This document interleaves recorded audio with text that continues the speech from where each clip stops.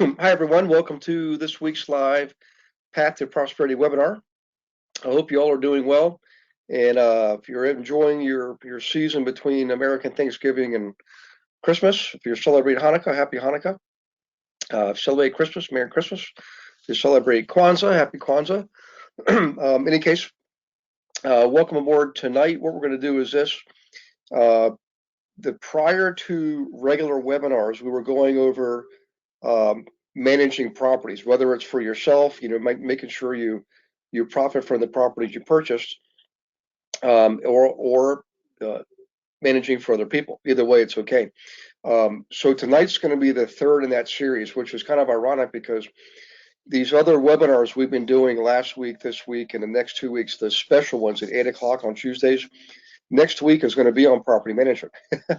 So kind of a different spin on things, but tonight's going to be strictly content education oriented. So in any case, first off, welcome aboard to all of you, no matter where you're coming from, US or Canada or even the Bahamas. And also welcome aboard to all the new folks and all the veteran agents and investors through the different programs. Some of you came in through flipping for profits. Some of you came in through rental profits. Some of you came in through the property management program, which is turning rental problems into real estate profits. Some of you came through wholesaling, and some of you, of course, came through the investor agent training program. So in any case, we're going to get started here in just a second, but a little bit of housekeeping. You will notice that by default, you are in mute mode, okay? And of course, we can't have everybody be live audio at the same time. So I can unmute you from time to time. We'd sometimes do that. But more likely, if you have questions, if you could go to your question box and type in your questions, I will see them there. And I'm going to send you a question right now, which is, can you see, oops, a second there, can you see my screen and hear my voice? So that should be coming in your way any second now. And if you could just get back to me, let me know that on your end you're okay. Let me check my audio visual here on my end. It looks like I'm okay here. So it looks like we're both okay. Well, let me just double check, make sure everybody is okay. All right, looks like we're all good. Hey guys, real quick, a little bit more housekeeping, especially for the newer folks. You're going to get a recording of this the very next day. So when you do, just please peruse or go through the email that Beverly sends, because she often will give you updates on, training platforms, learning material, schedules for webinars, teaching, class schedules, so forth. So keep an eye out for that. If you could take a look at that, guys, that helps a lot. We appreciate it. And I think that's about it. By the way, next week's schedule, next week's webinar is going to be on Monday the 10th.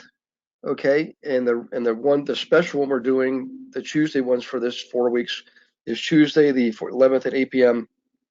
And that's going to be on property management. Okay, so in any case, I think we're all caught up as far as my personal schedule goes. I'm up in Toronto now. We'll be for the next couple of weeks. Then I'll be in London, Ontario over the holidays through Christmas and New Year's. Then after that, I drive all the way out to San Diego, California, and I'll be there for a couple of weeks. Then I'll be in LA for probably 8 weeks after that. So 2 weeks in San Diego, the week of the 7th and the week of the 14th of January. And from the 21st of January all the way through, I'm guessing April, will be up in and around LA. LA, Orange County, that whole area is just one big major metropolis, and it takes a while for me to teach there. But in any case, that's where I'll be during the winter months. So if you'd like to join me, come on out, because in Southern California in January, February, and March, we don't shovel snow and chip ice off our windshields. Okay, unless you want to drive up to Big Bear, and I'll do that with you if you want to go snow skiing. That's about a 3-hour drive from San Diego. In any case, let's go ahead and get started here, guys. Last week we went over the lease and also secure deposits, okay? And a little bit of detail. We went into some pretty good detail, got lots of good questions. I appreciate those questions. In the week before that, 2 weeks prior to that, the last regular webinar, we went over screening tenants. That, the whole thing about attracting them and screening them, so you make sure you rent your unit to the best possible candidate. I don't recall if we got into charitable organizations and subsidize tenants receiving a subsidy. If we didn't cover that, just let me know. In fact, if you guys could please type in your question box, let me know if we went over Section 8 and charitable organizations, not last week, but 2 weeks prior to that. I don't know that we got to it, and I don't want to repeat myself. So if we haven't gone over it, though, we need to cover it. What we're going to do tonight, though, is first talk about these, what we call non-protected classes. So in the world of real estate, we abide by the rules of discrimination, which means you can't not show an apartment, you can't not rent a rental unit to someone because of their religion, race, sex, age, familial status, all kinds of things. Can't do it. And by the way, it's not really necessary, because the only thing that really matters in business is who's most likely to be able to pay, and that's not a protected class. Other protected classes, or other groups of people who are not protected by the federal government, are people, smokers, people who make nuisance calls, and for the most part, pet owners. Now, the one exception is within the world of pet owners. Some pets, of course, can be service animals, service dogs, guide dogs, so forth and so on. And we'll touch on that here in a second. But what I would like to do is jump into this head first, okay? And go over, hang on one second, let me just get my bearing straight. Go over, what do we do when we have rentals? Either we own them and we're managing them, or we're managing for someone else. And you deal with the inevitable smoker, pet owner, what have you, person who's just basically a nuisance. Let's just handle this one case at a time. Let's talk about pets first. I will tell you, years ago, guys, when I first got started, actually for quite a long time, I had a no pet policy. So just imagine that, no pets allowed on my units. And what do you think I found from time to time when I went to go visit my units? That's right, I found pets. Not all the time, but enough times to get my attention and make me realize I've got to do something about this. So what I decided to do was figure out what was happening, because we interview the potential renters, we screen them. They know there's no pets allowed. We tell them, they know we know there's no pets allowed, and they agree to that in the lease and also in the interview. And lo and behold, typical example is this: we rent a unit to a nice young lady, maybe out of college. She's a young professional, and 3 months later, she gets a new boyfriend. He ends up being the devil. Okay, and who knows what the deal is. Let's just get to the example here. Whatever reason, he does something stupid, and he feels like he's got to make up for it by getting her what? You guessed it, a brand new little kitty cat or a brand new little puppy dog. And nobody's thinking at all about Gary Wilson and the no pet policy. They're just happy they got this new little furry kitty cat, and everybody's happy. So I realized, okay, that's happening months later. They've forgotten about what they agreed to. They're just thinking about each other and not thinking about me. What can I possibly do? And I thought, well, you know what? I'm gonna test something. So I decided to have a pet policy, not a no pet policy, but an actual pet policy, which means I allow pets. So just bear with me on this. I know some of you are shaking your heads right now, so just hang in there. A couple of things.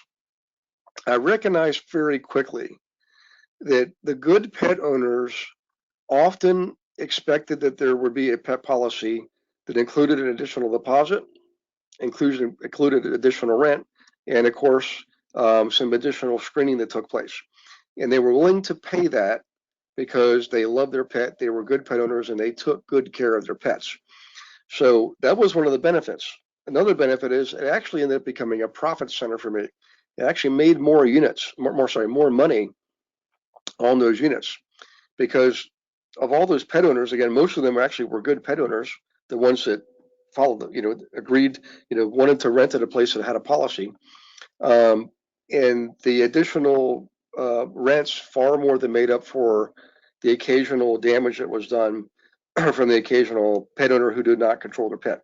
So the reality is this: what I did was, when I marketed a vacant unit. And this is the kind of stuff you want to write down here, guys, if you're writing, or just get the recording and go through it and fast forward and pause and reverse and all that. Back to what I was saying. When I advertised the vacant unit, I would put in there at the bottom in bold letters, pets allowed. And that would be it, just pets allowed. Well, lo and behold, I would start to get some more calls, and people would ask questions, and I would tell them and say, "Yeah, you can have, pets, you can have cats, dogs, what have you." Um, but in any case, um, that, by the way, I put in there um, pet policy provided, or something like that. So here's what happened. So I would go through the usual screening process like I always do, except in this case now, when somebody would call, I would ask them how many bedrooms they need, and one of the questions would be, do you need a place that allows pets? Okay, because I know they'll put it in the ad. Chances are they might be responding to that portion of the ad, um, which worked in my favor. And here's what I mean: they would be more than happy to talk about their little pet, Fido or Felix the cat. So what I would do is this: begin on the surface. I'll get into the protected classes here in a minute with guide dogs, but on the surface, pets are themselves not a protected class. Okay, they're not the tenant, the owners of the tenant, the pet owners of the tenant. So I can ask them all kinds of questions and not have to worry about discrimination. So one of the things I would ask them is, um, of course, what type of pet do you have? Oh, I've got a dog. Oh, great. I love dogs. I have a dog myself. What kind of dog do you have? And they would rattle off, oh, he's a Bichon, blah, blah, blah, blah, blah, whatever. What I was looking for are a couple of things. Number one is there's 5 types of dogs that most insurance companies will not insure against. In other words, if you have a liability issue at your property because a tenant's dog bit a neighbor's kid and they sued, if they find out, if the other party finds out that in your apartment, the dog that bit that child was one of these 5 following dogs: Doberman Pinscher, German Shepherd, Rottweiler, Pit Bull, and Chow, I believe, was the 5th one. They could sue you, but your insurance would not cover that. In fact, your insurance policy will tell you we don't insure against these incidences involving these 5 types of dogs, including mixed breeds, not just a full bred, you know, um, Doberman Pinscher, but even a dog that was part Doberman Pinscher. Okay, so these policies say this type of stuff in there. So in any case, back to the interview with the tenant, they're telling me, oh, he's a rescue dog. I would ask them, oh, great, what did the kennel believe that this dog is? And again, even if it's a partial breed, that counts. The only thing it allowed me to do is get a rough idea of the size of the dog. So if I wasn't quite sure, I'd say, well, I've never heard of a dog like that before. How big is a dog? I'll tell you, 60 pounds, 80 pounds, 20 pounds, what have you. The reason this is important is if I was leasing a 3rd floor studio apartment and somebody had a 180-pound, uh, what's the dogs that used to go in the snow with a barrel hanging around their neck? St. Bernard. St. Bernard, that's what I'm talking about. That obviously is not a good match. And I would tell them and say, that's not fair to the dog that size to be in a tiny apartment up on the 3rd floor. In other words, that did not make sense. And I would steer them to another 1st floor unit, for example, and not have to worry about discrimination. In any case, what I would do is this: I would ask them the questions about the pet and tell them that I think that was great, or no, I thought they need to look for a different type of unit for that type of pet. So in any case, so far so good. Now, let's say they go through the rest of the normal process. They go drive by, they make an appointment to see the unit, you meet them at the unit, and they decide they want to take it. So you follow the process I gave you the other week, obviously, but in there you're going to include some additional forms. If it's no matter what type of pet it is, there's also a pet deposit form. So I collect an additional deposit for the pet. Okay, and I would often make that half of 1 month's rent just for the deposit, unless it was a really uh, you know bigger property. More, if I was renting say a single family home for $2,000 a month, well, I'm not going to charge $1,000 for the pet deposit. I would charge maybe more like 500 or 400. In any case, that was one form, and I would collect a separate check for that. And I would also collect a pet application where they identify the pet in its entirety, the name of the pet, the age of the pet, the size of the pet, how much the pet weighed, has the pet, documentation that the pet's been kept up on their shots.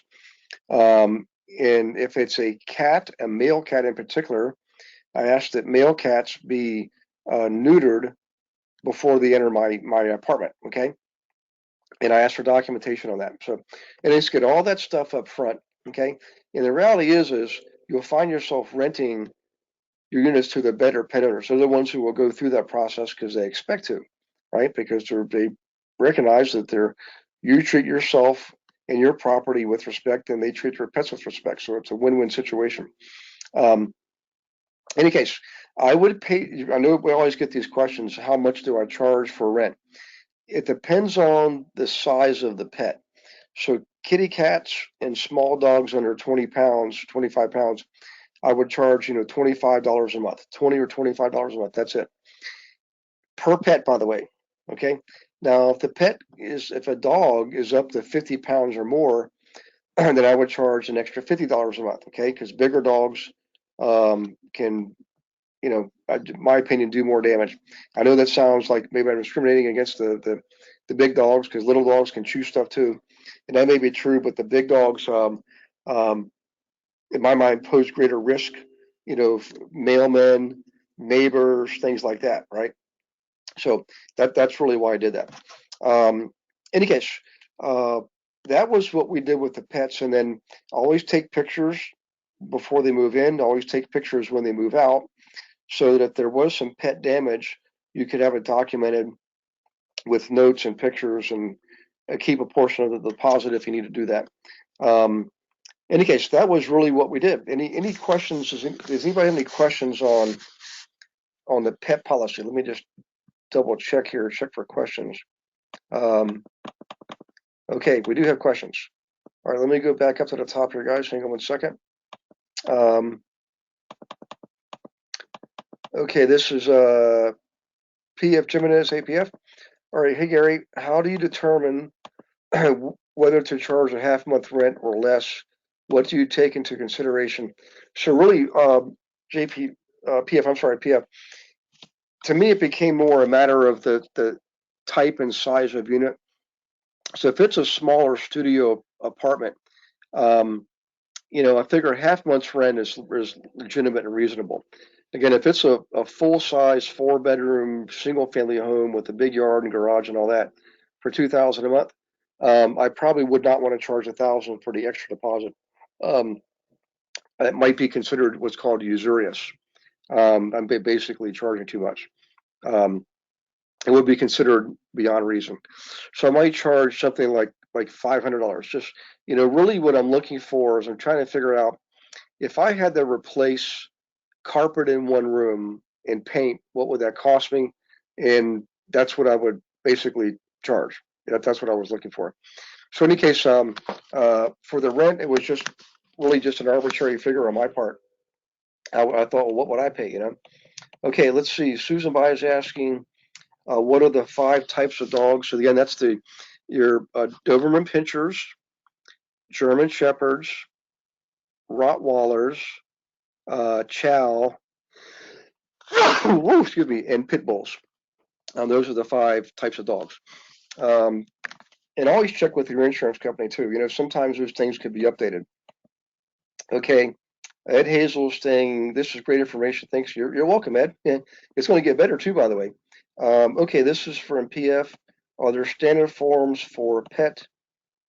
Let me go to the next line. Pet deposits and policies.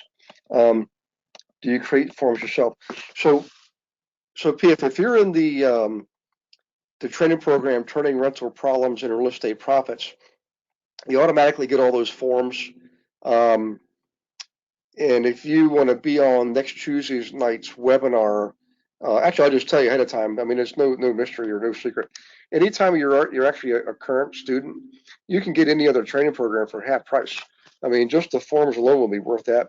And yes, they do give you the policies also, the forms and the policies. In the back of the training manual, my teacher's guide, I have all the policies there, so I have reference to them at all times. But I don't think that's anything they load on the My Investment Services silver level membership site because it is something that's part of that particular program. So in any case, yeah, you can create them yourself, but I would just get the ones that we have. They've been in production for quite a while. Okay, let's see. This is another question from PF. Hang on one second. Okay, did you run the forms through a lawyer to make sure you're properly covered against discrimination suits? Yeah, these were all ones that were years ago pre-approved. They were pre-approved ahead of time. So the answer is yes, and good question too, by the way. Okay, so that's pets, and I got lots of good stories on pets. You know, but I want to go into the next class, or excuse me, the next non-protected class, which is smokers. So let me get through this section here, and I'll get down to the smoker section. Oh, by the way, I'm glad, you know what, PF, you just prompted me to remind me to talk about something else, which is this. If you have a prospective tenant, or you have a tenant who uses the services of a guide animal, service dog, for example, even if you have a no pet policy, and you rent to this particular individual and they tell you up front that they have a pet, you can't tell them no.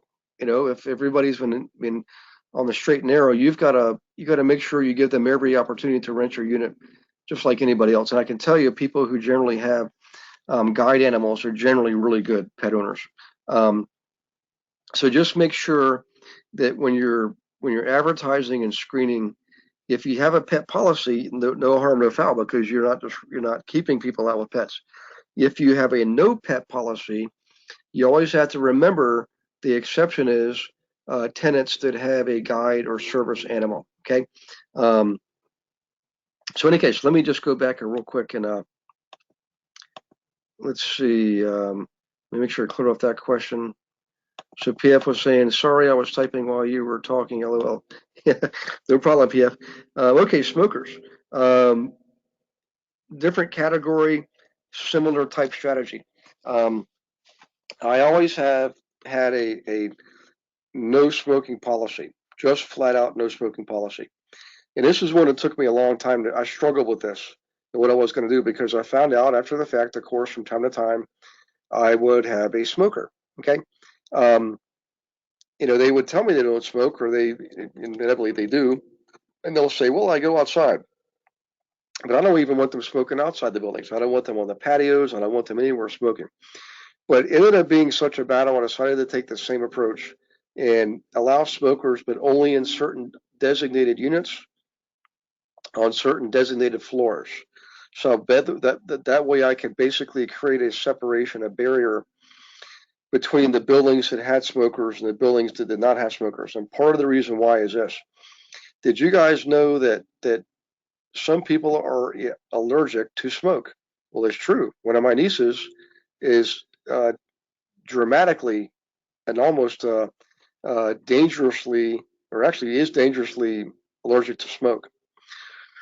So what I decided to do was, okay, I had to fight two battles here: smokers versus non-smokers, and people who had an allergic reaction to smoke, and my desire to profit and have fewer headaches.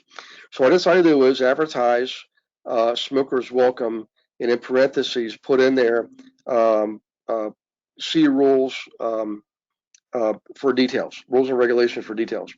So in any case, same thing. People would come in to look at a property. I would, kind of make a quick judgment right there of how heavy a smoker were they. Let them know that only certain units were available for smokers in certain buildings. And that way, whenever anybody ever rented from me, one of the questions was, do you have any allergies? And if they said yes, then I knew I could put them in a different building, particularly if they mentioned smoke. And if they didn't, if they said no on their lease and application, then I was protected. if they said no, they weren't allergic to smoke, and then later on they said, hey, we're allergic to smoke. This guy's smoking. I could refer them back to what they signed. Would still move them, but basically it was a way for me to protect myself. In any case, cutting through to the end here, what I would tell you is this: um, I would always make them the top floor units. The top floor units were only ones available for smokers, and I would always make it in buildings where they had balconies because I'd tell them they have to smoke on a balcony. Um, okay, I really didn't want them smoking in the unit, although they still did anyways. So what I would do is this: I would say there's an additional deposit for smokers in case you accidentally smoke inside the unit, and there's additional rent for smokers, and I would charge that too. Another, again, 20, $25 a month. And some of them would base, hem and haw and say, well, you can't do that. That's discriminating. And I'd politely say, well, no, we're not discriminating because smokers are not a protected class. And I have to look out for the best interests of all my tenants, not just one. And that's really how I'd handle that rebuttal. But for the most part, I turned it into a profit center. Now, this is really important. If you have a heavy smoker, guys, and I've had this happen, just say somebody who's a heavy smoker, and I've had this happen. They send you, say, a Christmas gift. You open up the box and you can literally smell smoke. You're pretty sure that person's a pretty heavy smoker. You can also smell it on their clothes. You can smell it in their hair. They're just a heavy smoker. Just know this: if they're a heavy smoker inside your unit and they're there long enough, the walls will become tainted, literally stained with the color is yellowish of nicotine. And first time I learned this, I realized why I was going to have a smoker's policy, because I tried to clean that stuff off, and it was stubborn. We tried bleaching it, we tried everything. At the end of the day, we finally had to prime those walls using a flat black, just plain black plain black paint. Say that 3 times, okay?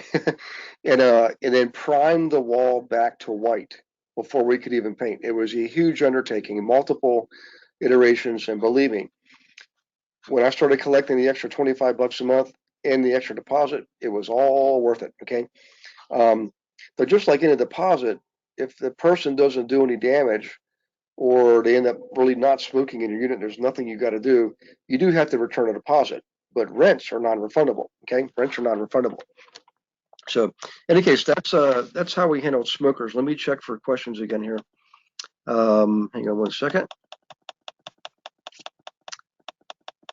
Let's see. I think that was. Oh, PF is asking, do you have any insight on emotional support animals?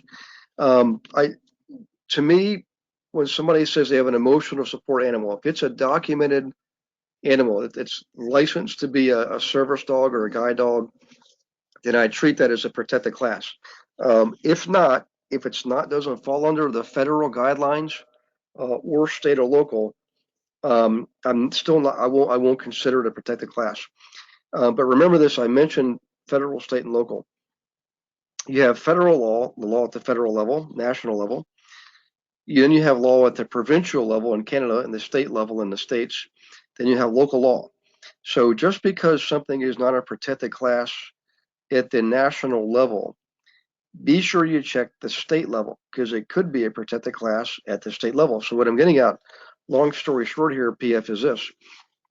While, say, Virginia, California, whatever, might not include emotional support animals under the category of service animals, states like New Jersey might, New York might, Michigan might, Florida might. I don't know, but I would definitely look into it before you make any determination. So good question. Okay, next one is Bill Morrow. Let me go back up to the beginning of Bill's question. How you doing, Bill? Hope things are good up in Pennsylvania. Okay, so Bill says the use of and definition of service dogs has recently gone from the true service animals to an abuse situation.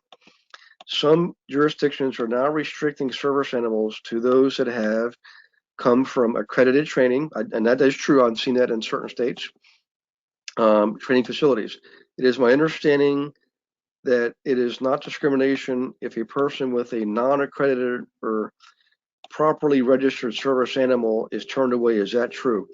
Well, I would check with at the state level to be certain, but again, fundamentally speaking, if in this situation, if a dog is not certified by an accredited training center, then that dog is not considered a service animal.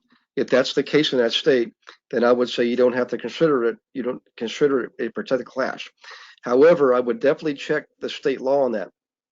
If it's clear about it, then you're okay. If it's not, I would definitely, the best thing you can do is actually call your state board of realtors, and they'll give you the straight skinny on that. But in most cases, it sounds like in this case, your question here is it sounds like it's pretty cut and dry. The use and definition has recently gone under uh, changes, and I know that was happening because people were able to before go online and pay like $15 and do some quick quiz and get a print off like a tag that you put on the harness of the animal, and that was it, whether it was legit or not. So what happened is, of course, people were complaining. Legitimate service animal owners were complaining, and so were establishments like restaurants and airports. That's where it all started. It wasn't really so much with the landlords, although we were part of it, but it started with malls, um, malls, airports, and restaurants and things like that. That's really how that whole thing got started, because people were abusing it. So, unfortunately, it sounds like the pendulum has swung the other way. Um, but in any case, excellent question, excellent statement. So I would definitely clarify that, Bill, no matter what. Okay, this is PF. PF is asking, do you take the extra smoker's deposit in a separate check and put it in a different account in the bank? What I do is I actually put it in the same escrow account, PF. I put it in the same deposit account, separate from the operations account. I do ask them to write a separate check because when I make the deposit, I can basically account for the different deposits. One deposit is the basic deposit for renting the unit. Another deposit could be cleaning deposit. Another deposit could be smoker's deposit. Another deposit could be pet deposit. I may deposit all of them at the same time and definitely into the same account, but the deposit slip and the record shows separate individual checks, and there's a good reason for this. Some states, or you have to look at remember that chart we had last week? You can dig deeper and find out what do they consider a security deposit and what falls under their restrictions as far as how much you can collect. So they might say you can only collect 2 months rent for your security deposit. So that's why I would say no problem.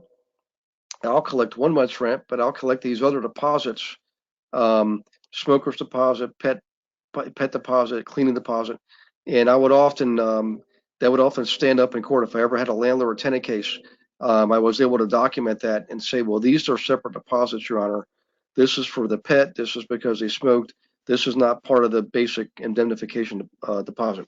So that's how I handle that. I didn't have a whole bunch of accounts, PF. I just have one basic escrow account and one operations account. And each line item, every time there was a deposit or a withdrawal, the withdrawal being a check to pay, the water bill, for example, or insurance, it would be associated with that particular unit, right? So the accounting was clean. Okay, so this is Fassel. Fassel's asking, okay, when starting a property management company, be an LLC or S corp. So my rule of thumb is this, Fassel. Again, I'm not an attorney. It's just my opinion. S corps make great entities for service businesses. So real estate agents who want to run their commissions through a corporation often will use an S corp. Dentists, chiropractors, they often use S corps.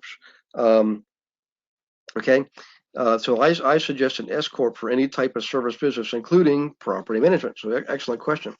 So I would definitely don't confuse this with owning the property. So let's take the example. Let's say Fassel owns his own property and his own properties and manages his own properties. Well, the ownership would be under a single member LLC. He would own the property, and let's call it the FK LLC, FK ownership group, comma LLC. That owns the properties, and that property management might be the S corp. That's FK PM for property management. Okay. Um, and FAFSA will run any income expense through for property management through that separate entity, through this separate S corp. Okay, so I wanted to make that distinction there because I know FAFSA is an investor too, and as well as an agent. So good question. See, FAFSA was asking another question: can you start a property management company if you only have one investment property and it's owner occupied, or should you wait until you have more units? You can start with as few as one. The cool thing is about most states and provinces is that you can actually manage properties for one other person without a license, but only one other person in addition to you. As soon as you have a second customer, then all of a sudden you've got to get a license. Okay. Now in Ontario, up here, it's changing in Toronto, by the way, but in Ontario, basically in the province, you don't have to have a realtor's license to have a property management company, which is unusual because Ontario is very strict on how you get your realtor's license. It's a 200 and something hours. It's quite extensive. It's like California, and yet they let you manage properties. Any old Tom, Dick, and Harry can do with that. But I know in the city of Toronto they're looking at changing that. So, in any case, great question. Thanks, Fassel. Okay, we got another question from Bill. Okay, let's see here. Okay, found the answer. Under the ADA, let's see, in Pennsylvania law, it's American Disabilities Act, by the way, owners of public accommodations are not required to allow emotional support animals, only service animals or animal assistants that aid those with disabilities.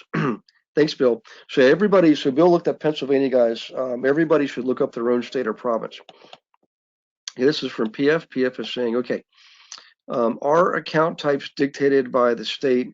Is there a different definition state from state for account types? No, I got to tell you, PF, your operations account is pretty standard across the board. It doesn't matter what state or province you're in. An operations account is where all the regular routine maintenance and repairs, utility bills, even all the rents, everything is deposited, rents are deposited into the operations account, and the bills being paid on behalf of the unit are coming out of that same operations account. Security deposits, on the other hand, are kept in a separate account called an escrow account. And in most states, you actually have to have the word escrow in the account title. Now, having said that, I want to clarify something. On the last week's webinar, I showed you that chart that shows you the high-level requirements or parameters for each of the 50 states. And in some of those, you'll see under the category, the category is, do security deposits need to be in a separate account? Well, in some of the states, the answer was no. Okay, but that's just for that state. That doesn't mean that that state does not have escrow account law. It certainly does, because if you think about it, when you buy a house and you write an earnest money deposit, okay, that should go in a separate escrow account. If you're using a title agency and they're acting on your behalf and you're holding money in escrow out of the closing, that is absolutely an escrow account. So escrow accounts exist everywhere. So that to get more particular on your answer of your question, PF, is, does the state require you to use them? Okay, it doesn't mean they don't exist. It just means they may or may not require to use them. So good question. Sorry for the long answer. I just wanted to be very specific in the answer there. Okay, let's do this, guys. I want to move on to nuisance calls. Here's how I handle nuisance calls. Pretty straightforward, actually. I came across this years ago as a result of a few tenants really being a nuisance, okay? I mean, calling about the silliest thing over and over and over again. So, perfect example. let's say one of your tenants calls you and says the neighbor's dog is barking. Now you know there's not a thing in the world you can do, and because you don't own the property next door, and the pet isn't your pet, the pet's that person's pet, and more importantly, it's not on your property; it's just simply next door. Well, I actually had this situation years ago, and I told the tenant, I said, well, unfortunately, it's beyond my scope of abilities to do something to help you. You've got to go knock on the neighbor's door and file and complain. And I made the mistake of saying, if you don't get any satisfaction, call the police. Well, guess what? I don't know if they called the neighbor again or not, but they certainly did call the police. They didn't just call the police once. They started calling the police every single day because every time this person would come home from work, the dog next door would start barking. Well, guess who got another phone call? Well, I did. The police called me and they said, Mr. Wilson, we have uh, a law here in our municipality that says if we receive what we consider nuisance calls repeatedly from any particular property, we can fine the owner. We can give you a citation and fine you a fee for taking on those stupid, ridiculous nuisance calls. And you might imagine that got my attention. Okay. So what I decided to do was to put in my lease what's called a nuisance call policy. And it would have in there that if the tenant calls me, um, more than 3 times in 3 days on the same exact subject, um, and it was something that I was, beyond my ability to remedy. And there were some other language patterns there too, but I would basically charge them $25 per call on each additional call. And it was documented because I kept track of my phone calls. I would get the bill every month with each individual the invoice, um, which is a record of all the phone calls, so I can document when the person called, how long I was on the phone with them, all that type of stuff. In any case, that seemed to do a good job of curbing all the nuisance calls. Yeah, I'd get them, just crazy stuff would come in, and again, I turned it into a profit center.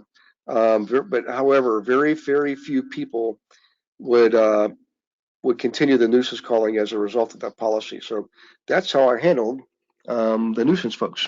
Now, in any case, any questions on that? Because I'm going to jump into a slightly separate subject. I'm going to try to get this in while we're all here in the next 15 to 20 minutes. Um,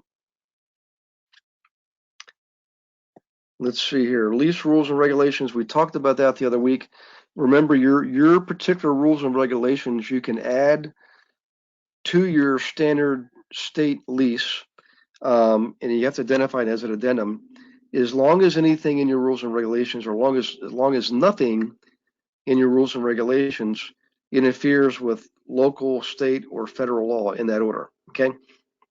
Um, and I think in the material they actually give you the old rules and regulations that I still use today.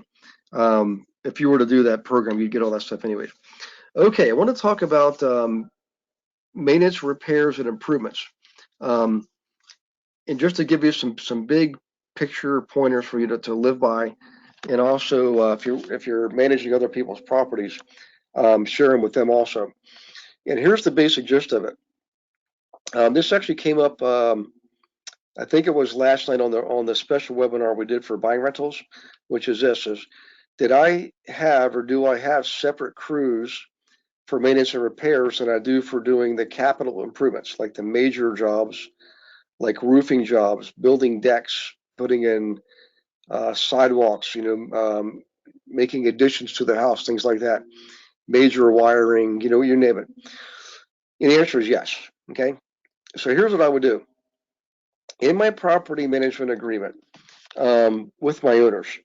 I would agree that I would manage all the incoming maintenance calls, and I would manage the um, screening of the call, screening of the maintenance and repair request, and basically dispensing the job to one of our maintenance and repair contractors. Okay. Um, excuse me, maintenance and repair employees. We had maintenance and repair people work directly for us.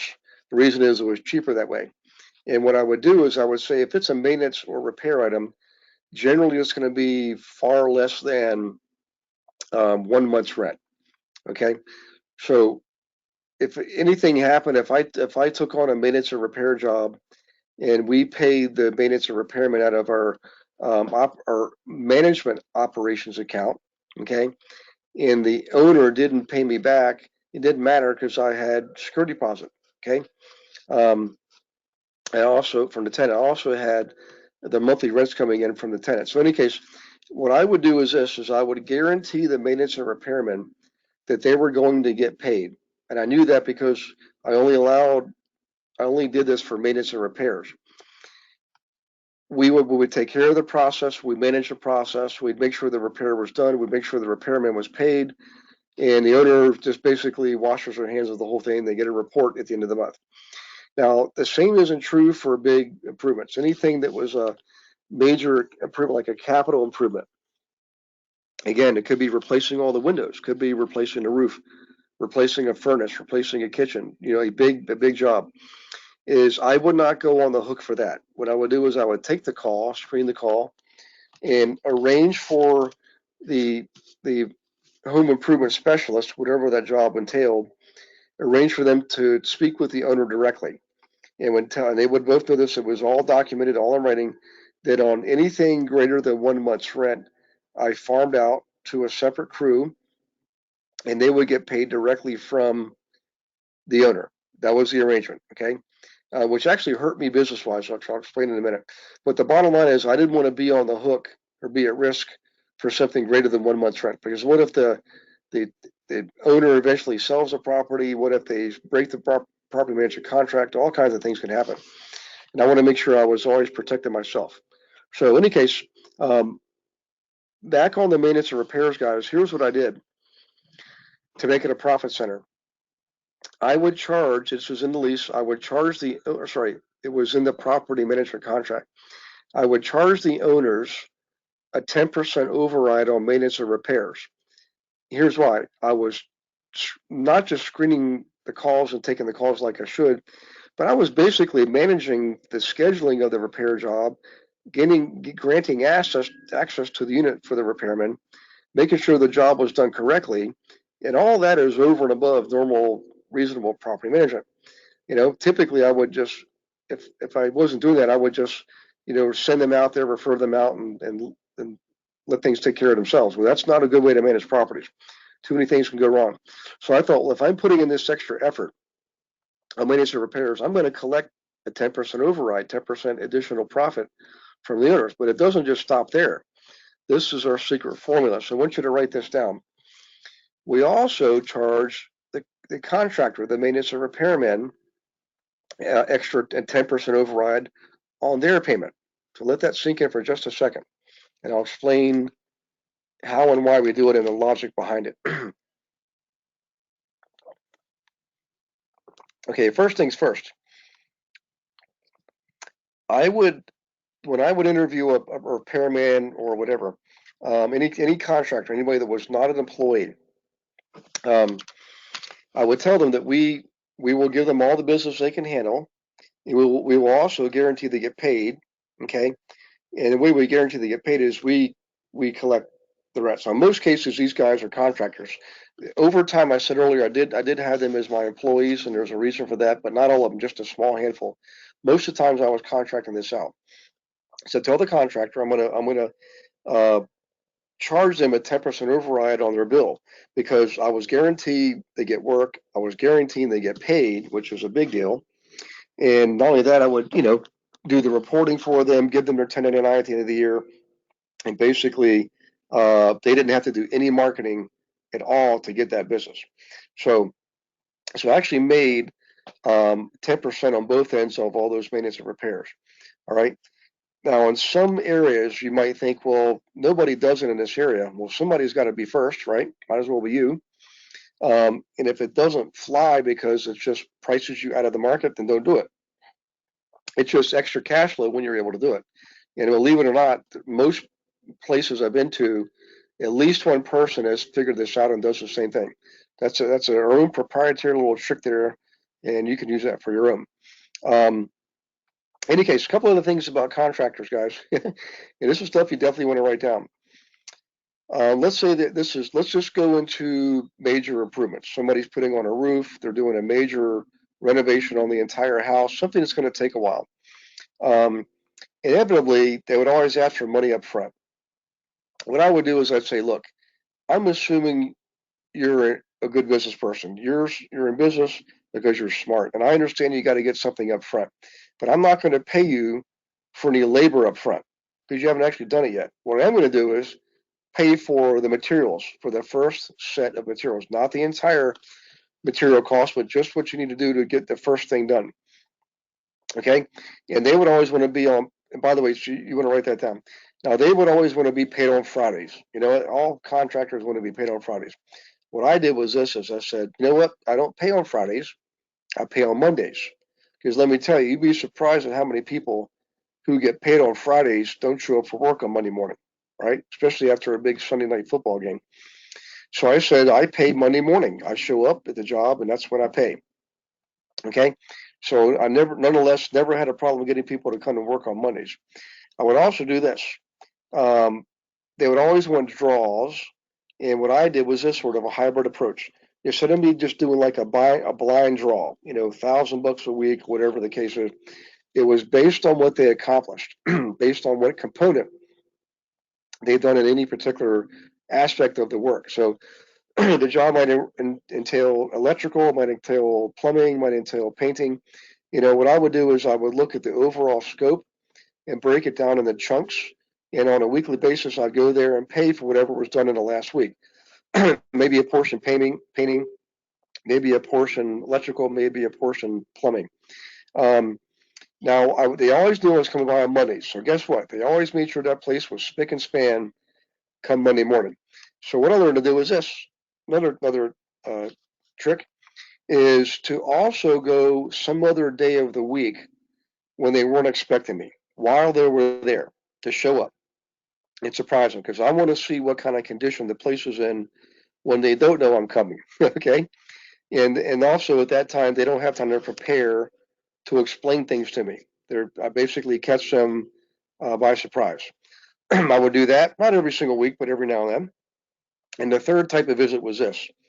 Not only was it unannounced, it was when they were not there. I would go by a property like on a Saturday or maybe one evening during the week when I knew they had already gone home and take a look at the place without anybody else there but me and make my notes, take my pictures, take my assessment of the situation, and then follow up with the contractor the next day. So that's probably some of the most important stuff I can possibly tell you when it comes to working with contractors. And I hope you wrote that down or just listen to the recording tomorrow and take out the stuff you want.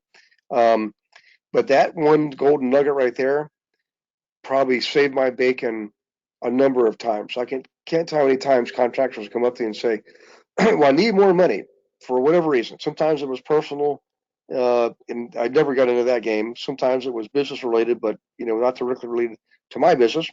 So I never would give into that kind of stuff. I didn't want to, because it's basically they're in desperation.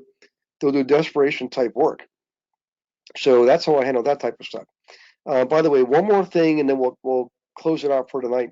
In this section is bookkeeping.